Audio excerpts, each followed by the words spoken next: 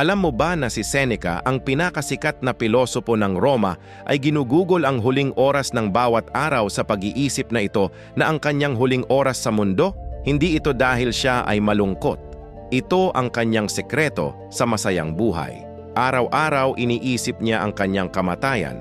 Iniisip niya na mawawala ang kanyang yaman, katayuan, at mga mahal sa buhay.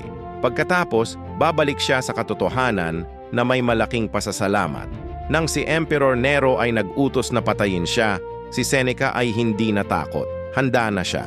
Dekada siyang nag-ensayo para sa sandaling ito.